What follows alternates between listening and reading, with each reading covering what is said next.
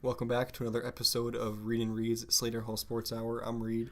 I'm Robert, and it's a very special episode today. Later on in the show, we'll have a surprise guest appear to make his Week 6 picks for the NFL. If you want to jump right to that segment, look at the timestamps. They'll be in the description. Otherwise, get ready for the show to start. So we're just going to jump right into Week 5 action. The Indianapolis Colts lost to the New England Patriots 38-24 on Thursday Night Football. Yep, big night for Tom Brady. The overall story is that he threw his 500th career passing touchdown in the National Football League, third member of the 500 touchdown club, joining Peyton Manning and Brett Favre. Yeah, Brady looked really sharp in this game. He did have 2 interceptions, but both were tipped off the hands of his receivers. And to note, the Colts offense was once again one-dimensional, revolving completely around Andrew Luck. They had 0 running game. Andrew Luck had to carry the offense, and that looks like it's going to be a theme continuing from the early parts of his career into what looks like the foreseeable future. Yeah, Andrew Luck needs some help. On the flip side, Patriots offense going along with Brady, Sonny Michel and James White proved to be a dynamic duo out of the backfield, running and catching the ball all night. And the Patriots' offensive weapons are really coming together with the acquisition of Josh Gordon. If Gronk stays healthy, the backs, Edelman's back from the suspension. The offense to go along with Tom Brady is really starting to come together for New England. Now, moving on to the next game. Very sloppy affair, the Tennessee Titans and the Buffalo Bills. Bills get a surprise win over another team that was supposed to rout them. Imagine that, once again, an ugly Titans game. It's become a theme at this point, losing games 13-12, 9-6, games like that. LaShawn McCoy only averaged 3.5 yards a carry on 24 carries, so the Bills' offense was somehow effective enough to win the game, but not enough to get more than 3.5 yards a carry. Josh Allen had less than 100 yards passing. And personally, I think it's time we got to give up on Marcus Mariota as a franchise quarterback. He just hasn't shown anything as of the last year and 5 games. He just looks like he's a below average to average starting quarterback. He's never going to be that franchise guy that they thought they were getting with second overall pick. Yeah, Mariota, like you said, was poor. Only 129 passing yards to go along with an interception. Really, the Titans' only dependable weapon for scoring this year has been Ryan Suckup, their field goal. They can't finish drives, so they rely on him in the red zone to get points on the board, and so far he's been the only one who has been getting points on the board on a regular basis. Next game, the Miami Dolphins lost to the Cincinnati Bengals 27-17. Yeah, this really was a tale of two halves. The Dolphins were up 17-3 at halftime. Cincinnati rebounded with 2 defensive touchdowns in the second half and ended up getting the W to improve upon their already surprising campaign. The Bengals just kind of woke up at the end of the game. They're kind of like, oh yeah, we have to try to win this. So they ended up coming back in the second half. But Frank Gore led the Dolphins in carries last week. And why is he leading the team in carries? They have Kenyon Drake, who is supposed to have a breakout year, but they're giving it to the 34-year-old Frank Gore, and it's just confusing. I get that you're a good play caller, Adam Gase, but not great. And another thing to add on the other side, Joe Mixon looked good in his return from his brief knee injury, so that was a positive sign for the Bengals this week. I do believe Kenyon Drake was the leading receiver for the Miami Dolphins. So that tells you how the passing game is going. And then for the other passing game, the Dalton to AJ Green connection is on point again. 6 catches, 112 yards for Adriel Jeremiah Green. It's been a reliable connection throughout their careers, and it's continuing to be that this season. Next up, a divisional matchup between the Baltimore Ravens and the Cleveland Browns. Browns steal one 12-9 in overtime. The Browns' final kick was very Browns-like. It was wobbly, just snuck in the bottom of just above the crossbar. And their new kicker is a 69% field goal kicker in college, and now he's somehow kicking in the NFL. I mean, for reference, Roberto Aguayo kicked it at 88.5% in college, and now the Browns have some scrub kicking, and they're winning games somehow. Joe Flacco completed just over 50% of his passes, and the Ravens' offense looked very bad. They couldn't find the end zone. They keep going back and forth between someone that looks like they could compete for the AFC title, but then they go and play games like this where you're just kind of like, what's going on? Yeah, it was an up and down day for the number 1 overall pick, Baker Mayfield. He was sacked 5 times, threw an interception, but just brought enough to the table, had enough big plays to get the Browns a win in overtime. He did end up having 342 passing yards and a touchdown, which compared to other Browns quarterbacks since 1999, it's like he's a Hall of Famer. In the next game, the Detroit Lions pulled out a shocking win against the Green Bay Packers 31-23. Yeah, I look at this game as basically Aaron Rodgers versus the Detroit Lions. 2 of his top 3 receivers, Randall Cobb and Geronimo Allison, were out for Green Bay. Rodgers still managed to put up 442 passing yards and 3 touchdowns. What really held the Green Bay Packers back this game was the kicking game. Yeah, and we've got more about Mason Crosby later, but for me, the big question, obviously, besides the receivers being out, the big story was Aaron Jones had less snaps than Ty Montgomery and Jamal Williams this game. Aaron Jones has proven time and time again this year and last year that he's their most valuable back, but yet Mike McCarthy keeps putting in less effective backs, and it's just puzzling why they're not doing this for Aaron Rodgers. LeGarrette Blount for the Lions had 22 yards on 12 carries. He did have 2 touchdowns, both from 1 yard, but why is he carrying the ball anywhere but the 1 yard line? Kerryon Johnson's proven so far this year that he could be a reliable back for Matthew Stafford, but they keep giving 12 carries to LeGarrette Blount, who's managing less than 2 yards a carry this last week. It's just confusing to me. Yeah, and then defensive side for the Lions, they've struggled at points this year, but they came together this game, albeit some weapons were out or not playing for Green Bay. The Lions defense had 4 sacks, recovered 3 fumbles against a Packers offensive line that struggled to keep Aaron Rodgers off of the turf. Next game up, a big matchup early in this NFL season. The Jacksonville Jaguars falling to the Kansas City Chiefs 30-14. Yeah, the Chiefs, despite the score looking closer than it was, the Chiefs really dominated this game.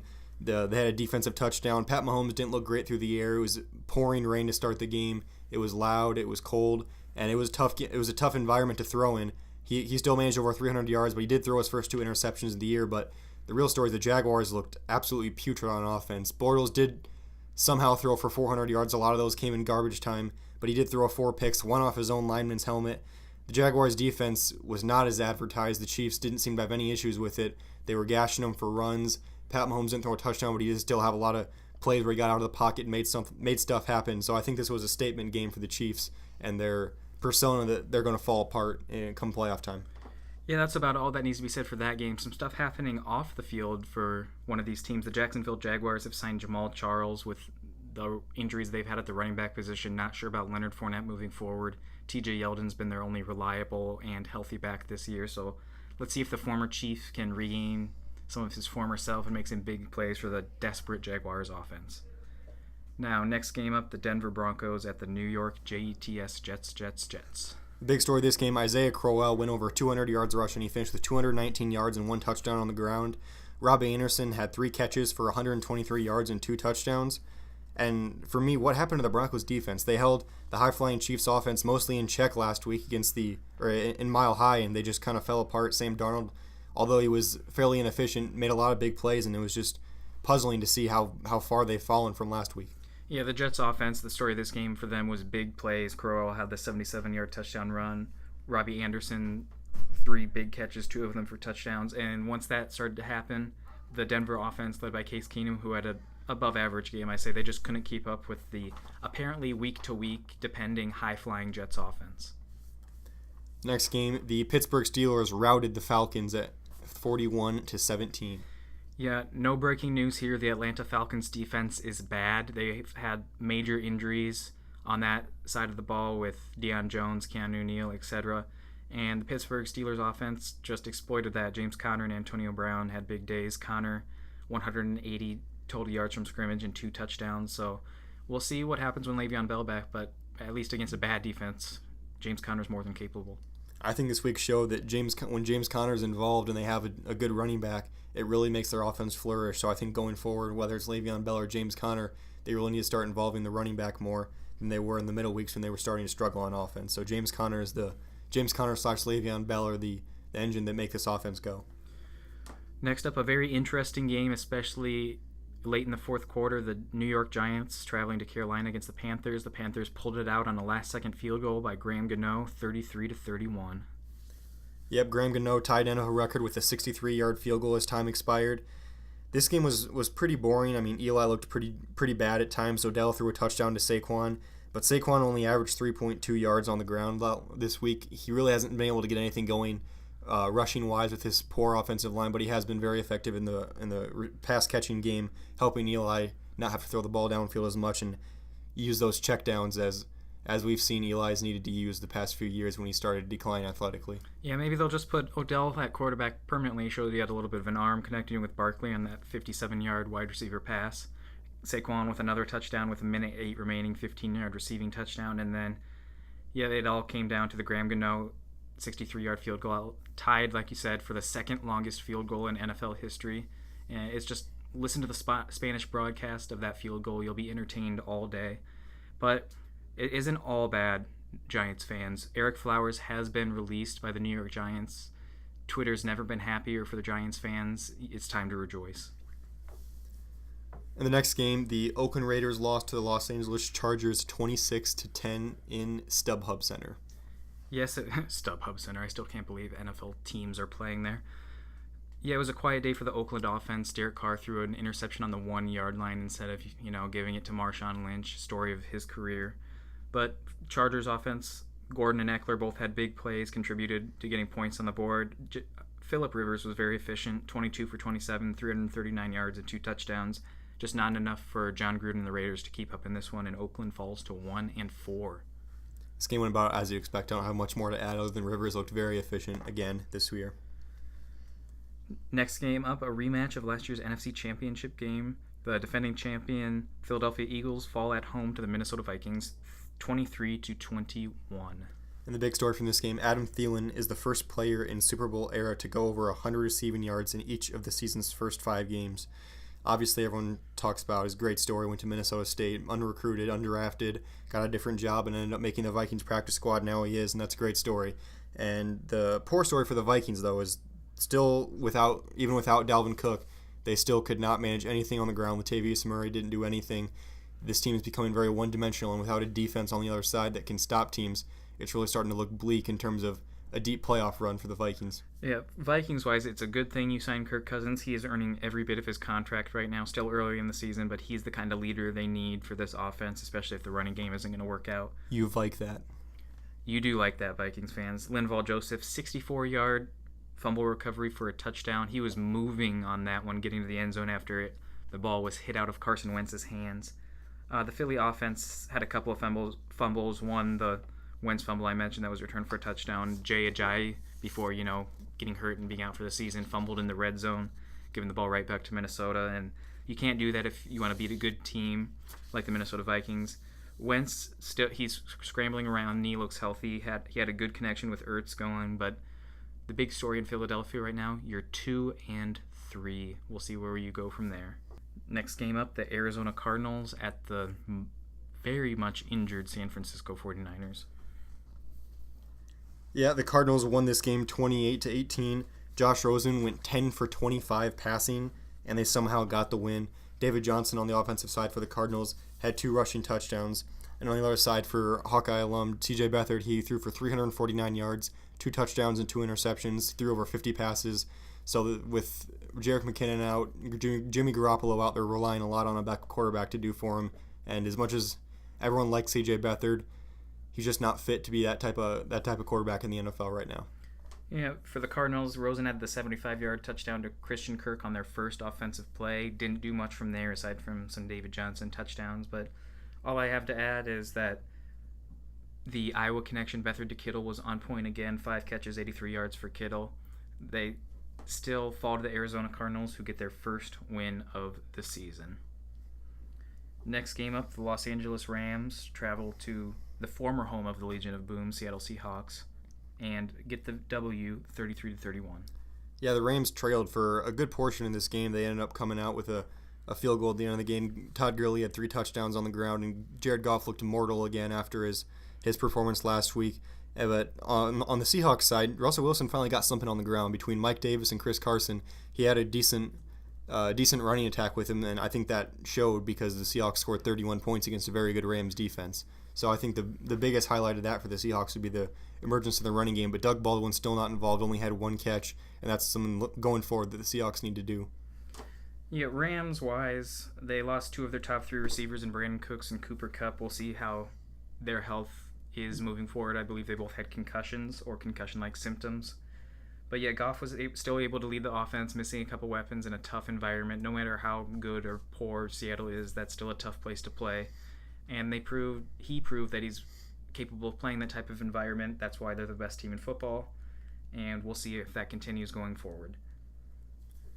The Sunday Night Football game, the Houston Texans won in overtime against Dallas Cowboys 19-16. Another kind of sloppy game in this NFL week that one of the themes going on.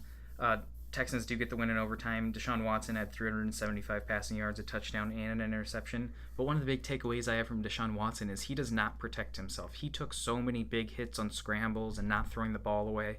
They're saying he went into the tent for a little while to be evaluated. They say he does have some rib problems right now. Protect yourself for the future and the present of the franchise. You can't get injured on hits like that. Just ask Jimmy Garoppolo. Yeah, the Texans defense really held Ezekiel Elliott in check, and I think that was their game plan coming in, force Dak Prescott to beat you, because after Zeke's performance last week where he put up 240 yards from scrimmage, they really knew that coming in they had to make Dak beat them, and they did that. And Kiki Cudi had another big game for the Texans in the slot. Will Fuller only had 2 catches, and he stepped up after Hopkins to become another second option for Deshaun Watson. Now, last matchup of the week, Monday Night Football, a historic game in New Orleans as the Saints take down the Redskins 43-19.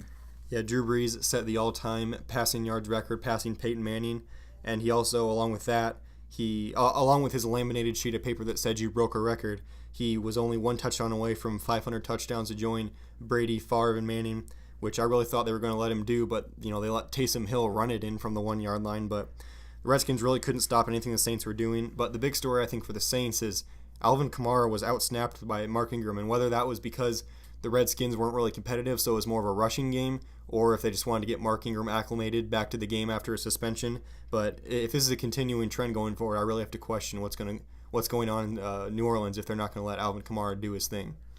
Yeah, it was a cool play for Brees to set the record on a 62-yard touchdown pass to Traquan Smith, his first career touchdown. Like it was mentioned, he wasn't able to keep the ball. He had to give it to the weird Hall of Fame guy wearing the white gloves to take it to Canton. And yeah, about the laminated piece of paper Drew Brees got, people were saying, did they just give Drew Brees a Denny's menu? I'm not sure why he didn't earn a plaque or some more formal thing, just a piece of paper that the official grabbed from somewhere. But a big thing with Drew Brees, he had a great scene with his kids, had a great message to him. Drew Brees just seems, no matter who you're a fan of in the NFL, Drew Brees just seems like a great and likable guy, obviously a great quarterback. And that wraps up our Week 5 NFL recap. So we're just going to go into some segments now. We're going to start with Performance of the Week. Yeah, continuing off our last game, I have Drew Brees as the Performance of the Week. He went 26 for 29, 363 yards, and 3 touchdowns. And obviously, if you haven't heard already on this podcast, he became the all-time leading passer. That's good enough for Performance of the Week from me. And he still has yet to throw an interception on the season. Just might add that in there. My Performance of the Week, Aaron Rodgers, as mentioned earlier, 442 yards and 3 touchdowns with 2 of his top 3 receivers out. Equanimeous St. Brown was the Packers' second leading receiver behind Devontae Adams. He had finished at 89 yards on 3 catches. If that doesn't show you that Aaron Rodgers is able to work without a supporting cast, then I don't know what will. Next up, our Stat of the Week. I'll go first. Isaiah Crowell averaged 14.6 yards per rush in his game on Sunday against the Broncos. That's the highest average in a game by a player with at least 15 rush attempts in NFL history. It just seems odd in today's passing-oriented offenses that now is the time someone breaks this record. Good for Isaiah Crowell. I would not have, if you gave me 100 guesses before the season at someone who would break this record this year, I would not have guessed Isaiah Crowell. My Stat of the Week, Patrick Mahomes has 16 touchdowns on the season, and he alone has more touchdowns than the entire Vikings team, Dolphins, Seahawks, Broncos, Eagles, Raiders, Packers, Jaguars, Jets, Giants, and Bills. He alone has more touchdowns than their entire teams, and that really surprised me because when you think about it, yeah, a lot of touchdowns come from passing, but he also has 2 rushing touchdowns on the ground, and that just shows the magnitude of the Chiefs' offense so far. And on to the underrated performance of the week. I have the hybrid linebacker safety for the Arizona Cardinals, Budda Baker.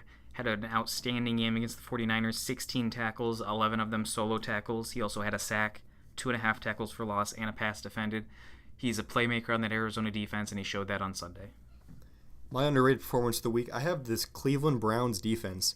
Just as I said, they only gave up 9 points to a very hot Ravens offense. They kept Joe Flacco and company in check and touchdownless throughout the whole game with deep threats like John Brown and Michael Crabtree and a decent running game with Alex Collins and Buck Allen. I really thought the Ravens are going to put up an onslaught on the Browns after their previous performances so far this year, but the Browns defense really stepped up and help them really secure that victory.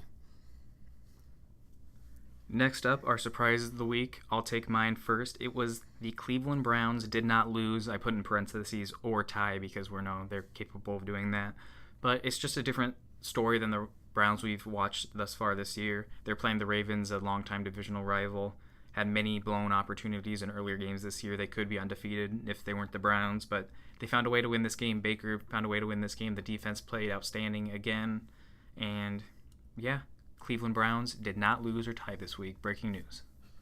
My surprise of the week, I had the Falcons getting blown out by the Steelers. They're supposed to be the class of the NFC along with the Eagles, and they've had multiple devastating injuries on the defense, so that has something to play into it. But even the offense, only scoring 17 points against a very poor Steelers defense, it's really surprising considering the weapons they have. Julio, Mohamed Sanu, Calvin Ridley's emerged, Devonta Freeman's back healthy, Tevin Coleman's healthy, Austin Hooper's a decent tight end, Matt Ryan's won an MVP. You'd think they'd be putting up lots of points, but it's really fallen off a cliff, and their season's really starting to snowball out of hand here for them. Now on to Clown of the Week. My Clown of the Week is the wide receiver for the New York Football Giants, Odell Beckham Jr., making all these backhanded comments about Eli Manning, the coaching staff, to ESPN, saying he said those type of things because he's a leader on the field, he's a leader of the team. That's not leading, that's making unneeded and unnecessary distractions for your team going behind their backs. Pat Shurmur obviously did not react well to this news. He told reporters to ask Odell about this because he's a grown man. It's just not the type of thing you need going on in your locker room, obviously, especially with a losing team. I just don't see why he thought this was a good idea whatsoever. My Clown of the Week, as I said earlier, I have Mason Crosby. He went 1 for 5 on field goals and missed one. He was 0 for 1 on extra points. The Packers started going for 2 when they scored touchdowns because they did not trust Mason Crosby at all to kick the extra point. And for someone that's been so solid this year, that is perhaps one of the better kickers in the NFL, for this to happen to him, it really shows what a mental game kicking is in the NFL. Yeah, Packers also went for 2 based on the situation, and the game had to come back. It was a 3-score game, so they went for 2, but obviously they didn't have confidence in Mason Crosby, even if they were to need those extra points. Kickers are people too. Yeah, don't be too mean to him unless he's the Packers kicker, then it's okay. Moving on, the worst headline of the week. We've touched on it a little bit thus far. Mine is, quote, why Mark Ingram's return won't affect Alvin Kamara. I think we've seen that it will affect Alvin Kamara. I don't know if it'll be as drastic as it was this past Monday night, but Ingram outsnapped him. He gets more rushing attempts. Kamara barely touched the ball. No big plays last Monday. From a fantasy point or from just a football point, Alvin Kamara's going to get fewer touches, fewer yards. It's definitely going to affect Alvin Kamara this year. My worst headline of the week, it was actually before the Chiefs and Jaguars game, but it said, the Jaguars are perhaps the Chiefs' biggest test thus far. You think they're the best defense in football for a team that hasn't faced a good defense all year? Of course they're the best or the toughest challenge they've faced. A 4-year-old could have wrote that article. Every article's headline was, an unstoppable force meets an immovable object. It's creative for the first 1 or 2 articles, then you keep using it, and it gets repetitive, and everyone makes a mockery of it. So just too many headlines named the same thing, and very obvious headlines. Yeah, we move on to our top 5 NFL power rankings for this week. I'll start off at number 5. I have the 3-1 Carolina Panthers. Cam Newton and North Turner's offense has looked improved this year. Christian McCaffrey's looking like a new running back, actually getting rushing yards this year. And then the defense, obviously, you got Luke Kuechly, Thomas Davis capable of making plays on the defense, and Graham Gano apparently can make a 63-yard field goal if you need him to. So Panthers, top 5 for me. My number 5 team, I have the Cincinnati Bengals. I did not think I'd be in this position coming into the year. A.J. Green and Tyler Boyd have emerged as one of the best 1-2 punches in football at the wide receiver position. Joe Mixon looks healthy back. Andy Dalton, the Red Rifle, looks reloaded to put it into perspective. The Bengals defense just got Burfict back, so I think they're going to be improved. Although they haven't been great, I think they'll be better now, and I have the Bengals at number 5. Yeah, number 4, I have the New England Patriots. I'm not sure much more explanation needs to be given as to why they're a top 5 team in the NFL. They're the New England Patriots. They still have Tom Brady, still have Bill Belichick. They're on to Cincinnati. Patriots are number 4. I have the Patriots at number 4 as well. Not much to be said. Part 2. Moving on. Number 3 in my power rankings, another longtime quarterback and head coach combo, the New Orleans Saints. what they showed on Monday night with the dynamic backfield now that Ingram's back, even if it affects Kamara a little bit, they still have two dynamic weapons in the backfield. Drew Brees can throw to any wide receiver. It doesn't really matter. Defense has improved as the season has gone on. Not quite back to the level they were last year, but still getting better. Saints at number 3 in my power rankings. I have the Saints as well. They have a very good offense. The defense needs to improve if they want to potentially win a Super Bowl and beat the Rams in the NFC Championship, but Saints are a very solid team right now. I have them at 3. Number 2, the Kansas City Chiefs. They've been doing it all year. High-flying offense. Defense, not great, but as long as Pat Mahomes keeps scoring for that offense, who needs the defense, right? Number 2. Pat Mahomes, I also have the Chiefs. Pat Mahomes turned this team into the Big 12 of the NFL, all offense and no defense, and that could come back to bite them come playoff time. So I have the Chiefs at number 2. Number 1, again, they've been there all season for me, the Los Angeles Rams. Jared Goff leading that high-flying offense. Sean McVay, great play caller, has that offense flying. Aaron Donald and Ndamukong Suh making plays up front, along with Michael Brockers. People don't talk enough about him. They won in Seattle. They're staying at number 1 in my power rankings, the Los Angeles Rams. I have the Rams at 1 too. Not much needed. They're a very good team all around. Now, we're coming at you next with something different this week. We are ranking our top 5 favorite NFL uniforms. So the basis we're going to go off, we're going to judge off their home and away uniforms solely on their home and away uniforms. So if they have a good alternate uniform, it adds to it. But if they don't have good alternates, it's not like it takes away from it. So we're judging solely on their home and away, to put it in soccer terms, their home and away kits per se. Yeah, first, because of those rules, I'm going to start off with some honorable mentions. The Rams and the Chargers alternates. The Rams, the Eric Dickerson to Kurt Warner era, cool blue ones with the yellow horns. For the Chargers, the powder blue uniforms, just great. But to start off my official uniform rankings, at number 5, I have the New England Patriots. It's a nice classic look, patriotic. I like both their home and away uniforms. Not something you can't say for every NFL team. Just a good look for the Patriots. I have them at number 5. My number 5 uniforms, I have the Pittsburgh Steelers. I think this stems a little bit from the Hawkeyes because I like the Iowa Hawkeyes uniforms. But the Steelers, just the classic black on yellow and white on yellow. But I also like their away uniforms, the all black with just the yellow numbers. I think those are my favorite uniforms in football. And obviously nobody likes the Bumblebee uniform, so we're just going to put those off to the side. But I have the Steelers at number 5. Number 4, I have the Saints. They can wear all black. They can wear white on black. They can wear black on gold-ish. I just love all the Saints' uniforms. Looks good in the Superdome. My number 4, I have the Chiefs. I love. Don't make that face. You have the Bears in yours. They're red on white. I love the red on white. I'm not as much of a fan as the white on red, but the red on red is not a good look. So their color rushes are bad, but the red on white with a red helmet is just a really sleek look, and I like it. I have the Chiefs at number 4. Yeah, number 3, as was mentioned by my co-host, I have the Chicago Bears. Just blue, orange, and white. Nice classic look. Mixes well with Chicago. I don't know what that really means. It just seems like a Chicago uniform. Looks good in the snow, too. Bears at 3. I have the Atlanta Falcons at number 3. The red, black, and white. It's a very good look. There's so many. They used to have a lot more combinations, but the red on white and the white on black is a very good look now. So I have the Falcons at number 3.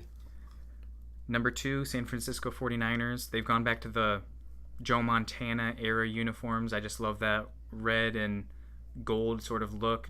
They skipped over the Steve Young weird numbers, different variations of color, but they're back to the classic look, and I love every time I see it. My number 2, I have the Saints. I really typically don't like the same color for the jerseys and the pants, but the Saints black on black is a very good look, and the white on black is also a decent look. And it helps they have the black on white option too, and they even have the option of the gold pants. So I very much enjoy the Saints uniforms. Number 1, just a classic, very simple uniform, the Oakland Raiders. I don't know what it is, just the silver and black. It just is a cool looking uniform. It's tough. The emblem on the helmet, classic.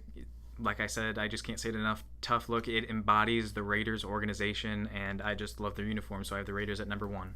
I also enjoy the Raiders uniforms. I had them as my just missed column, but my number 1, I take a lot of heat for this. I love the Detroit Lions uniforms. The blue on gray and then the white on gray. I love that look for them.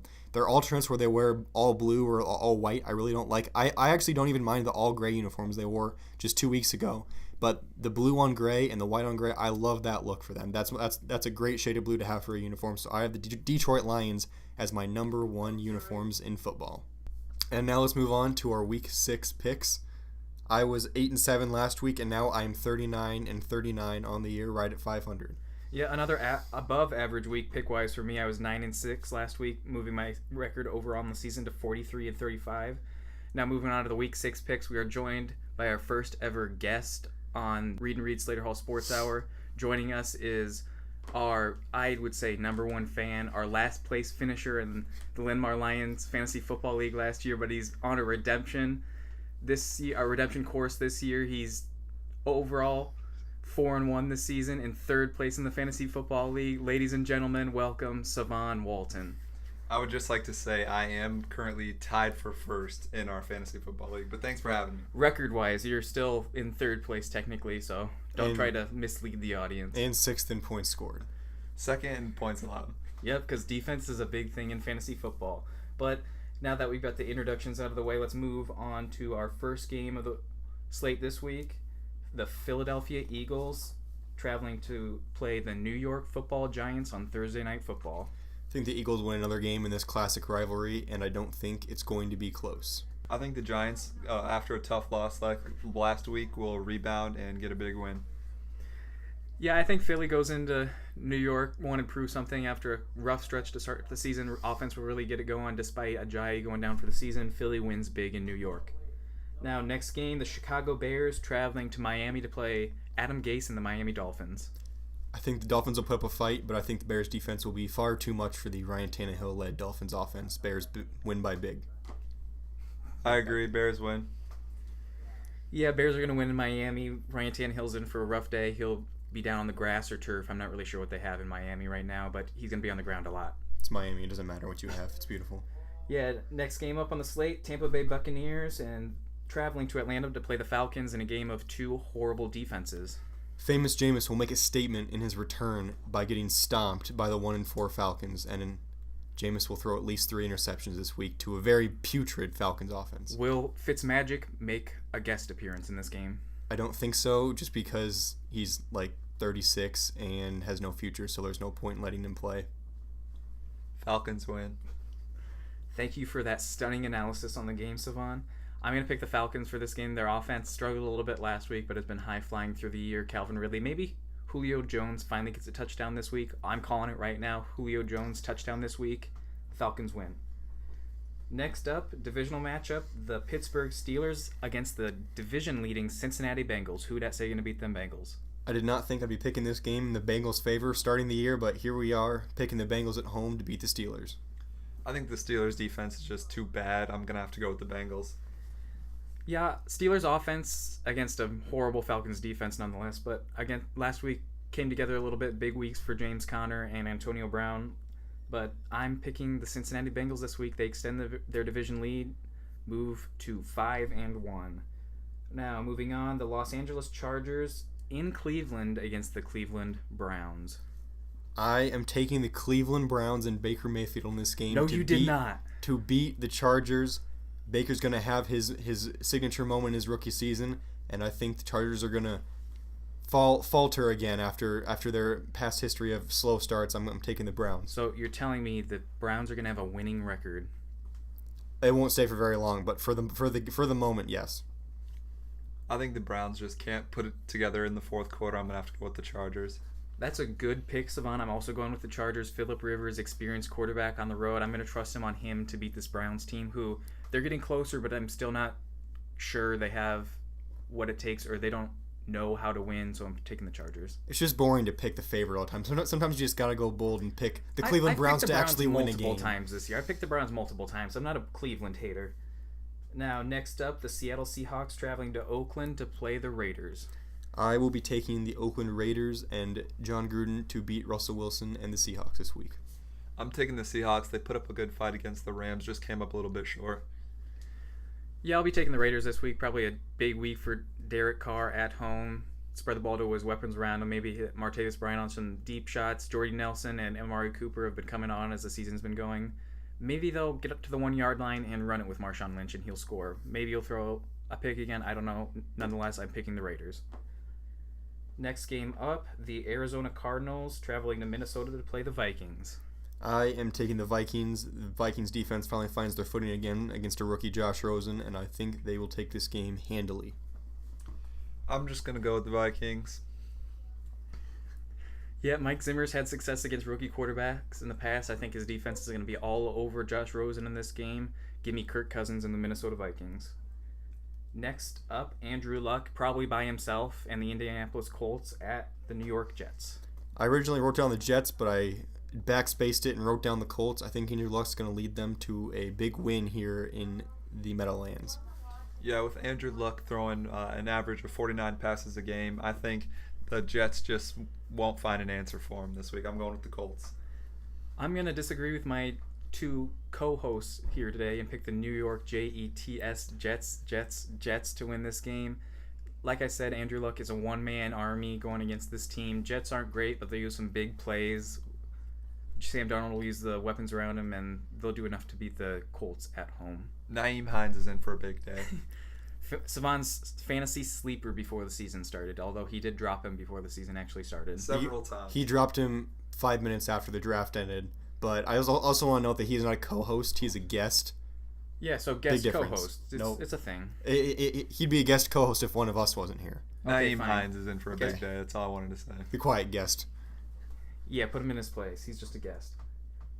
Now, next game up, the Carolina Panthers at the Washington Redskins. After the Redskins showing this past week against the Saints, I don't think it's going to be close, and I think the Panthers are going to take this one.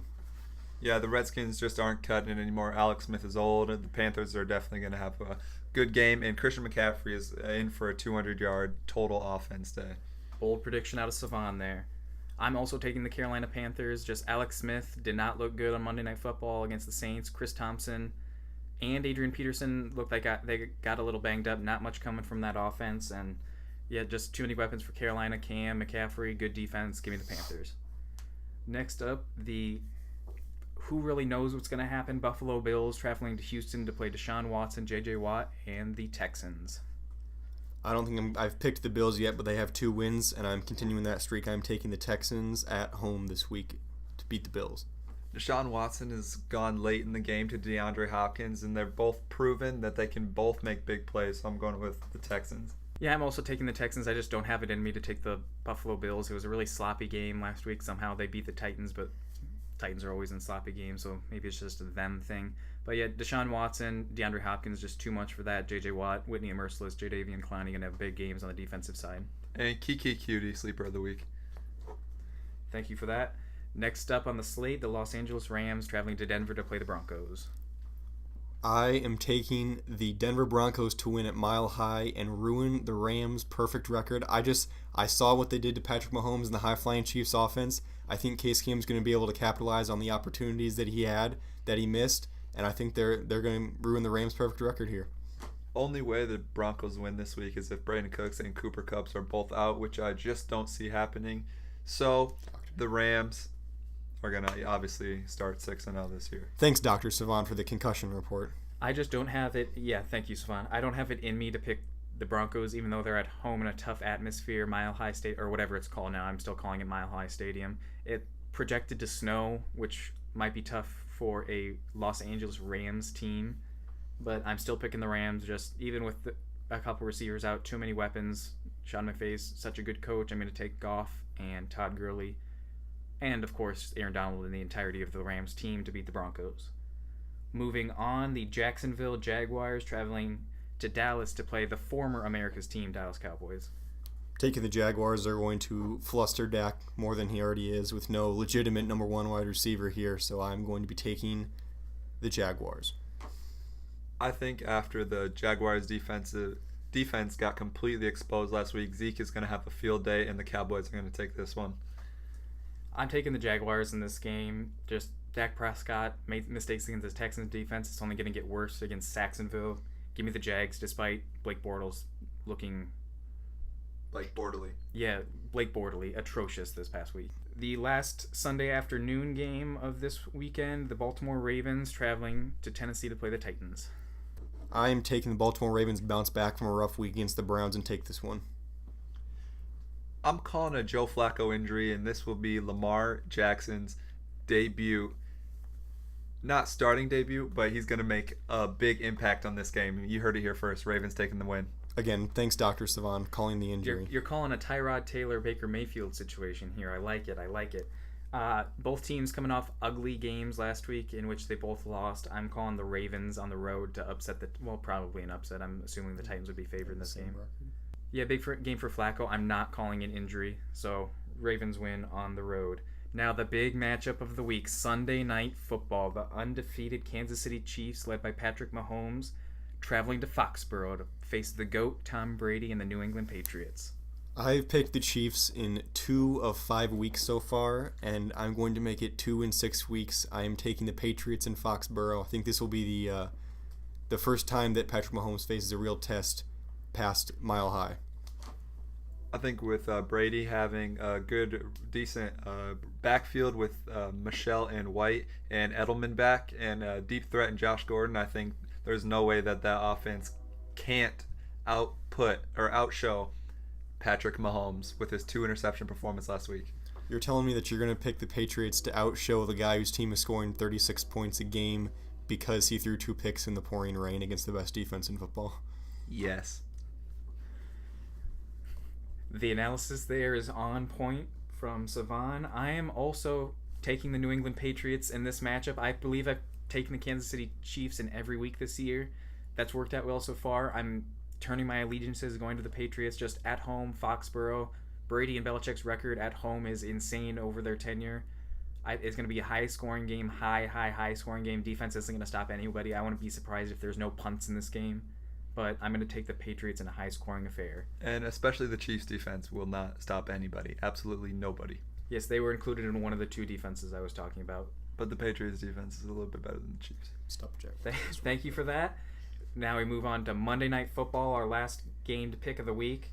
The San Francisco 49ers, led by C.J. Beathard, traveling to Green Bay and facing Aaron Rodgers and the Green Bay Packers. C.J. Beathard will earn his contract. I'm just kidding. I'm taking the Packers at home. I'm sorry.